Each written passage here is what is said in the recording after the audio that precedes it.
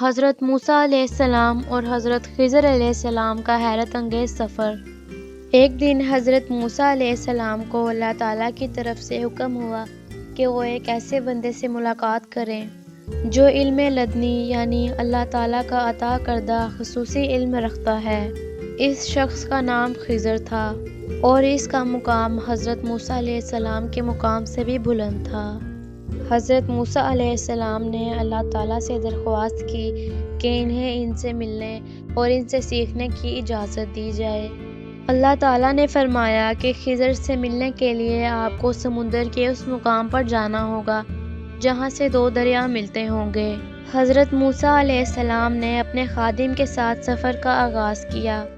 حضرت موسیٰ علیہ السلام اور ان کا خادم کئی دنوں تک سفر کرتے رہے۔ اللہ تعالیٰ نے حضرت موسیٰ علیہ السلام کو ایک نشانی دی تھی کہ جب مچھلی زندہ ہو کر پانی میں کود جائے گی وہاں ان کی ملاقات خضر سے ہوگی۔ کئی دن کے بعد حضرت موسیٰ علیہ السلام تھک گئے اور ایک چٹان کے سائے تلے آرام کرنے لگے۔ یہاں پر مچھلی زندہ ہو کر پانی میں چلی گئی۔ حضرت موسیٰ علیہ السلام اس مقام پر پہنچے تو وہاں انہیں خضر ملے۔ حضرت موسیٰ علیہ السلام نے خضر سے درخواست کی کہ وہ ان کے ساتھ رہیں اور ان سے علم سیکھیں۔ خضر نے کہا، آپ میرے ساتھ صبر نہیں کر پائیں گے کیونکہ جن کاموں کو میں انجام دوں گا آپ ان کی حکمت کو نہیں سمجھ پائیں گے۔ حضرت موسیٰ علیہ السلام نے وعدہ کیا کہ وہ صبر کریں گے اور سوال نہیں پوچھیں گے۔ خضر نے حضرت موسیٰ علیہ السلام کو اپنے ساتھ لے لیا اور ان کا سفر شروع ہوا۔ راستے میں انہوں نے ایک کشتی دیکھی جو کچھ غریب لوگوں کی تھی۔ خضر نے اس کشتی میں سوراخ کر دیا۔ حضرت موسیٰ علیہ السلام حیران ہوئے اور کہنے لگے، خضر یہ آپ نے کیا کر دیا؟ یہ غریب لوگوں کی کشتی ہے اور یہ ان کی واحد روزی کا ذریعہ ہے۔ خضر نے یاد دلایا کہ وعدہ کیا تھا کہ سوال نہیں کریں گے، تو پھر حضرت موسیٰ علیہ السلام خاموش ہو گئے۔ کچھ دیر بعد دونوں ایک نوجوان لڑکے سے ملے۔ حضرت موسیٰ علیہ السلام کو یہ عمل اور بھی حیرت میں ڈال گیا اور وہ بول اٹھے کہ آپ نے ایک معصوم کی جان لے لی۔ خضر نے پھر کہا کہ آپ صبر نہیں کر سکتے اور انہیں ان کا وعدہ یاد دلایا۔ ایک بار پھر حضرت موسیٰ علیہ السلام خاموش ہو گئے۔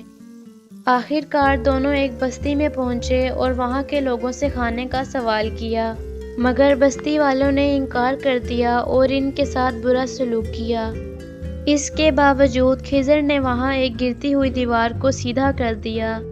حضرت موسیٰ علیہ السلام نے پھر حیرانی سے کہا کہ آپ نے ان لوگوں کی مدد کیوں کی جبکہ ان لوگوں نے ہمیں کچھ بھی نہیں دیا؟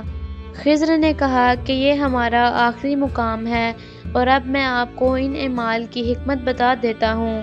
پہلی کشتی میں سوراخ اس لیے کیا کیونکہ ایک ظالم بادشاہ آگے تھا جو ہر اچھی کشتی کو چھین لیتا تھا، تو میں نے کشتی کو عیب دار کر دیا تاکہ وہ غریب لوگوں کی بچی رہے۔ لڑکے کا قتل اس لیے کیا کیونکہ وہ بڑا ہو کر اپنے والدین کی زندگی کفر میں مبتلا کر دیتا اور ان کی زندگی اجیرن بنا دیتا، تو اللہ نے چاہا کہ اس کی جگہ ایک نیک اولاد دی جائے۔ اور جہاں تک اس دیوار کا تعلق ہے، یہ دیوار دو یتیم بچوں کی تھی اور اس کے نیچے خزانہ دفن تھا۔ ان کا باپ ایک نیک آدمی تھا، اس لیے میں نے دیوار کو سیدھا کر دیا تاکہ جب وہ بڑے ہوں تو اپنا خزانہ لے سکیں۔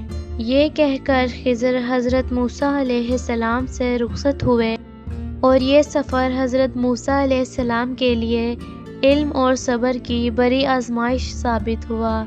یہ سفر ہمیں یہ سکھاتا ہے کہ اللہ کی حکمت ہر معاملے میں پوشیدہ ہوتی ہے اور ہمیں اکثر وہ چیزیں سمجھ میں نہیں آتی جو اللہ کے حکم سے ہوتی ہیں۔ اللہ کا ہر کام ایک مقصد کی تحت ہوتا ہے، چاہے ہم اسے سمجھ سکیں یا نہیں۔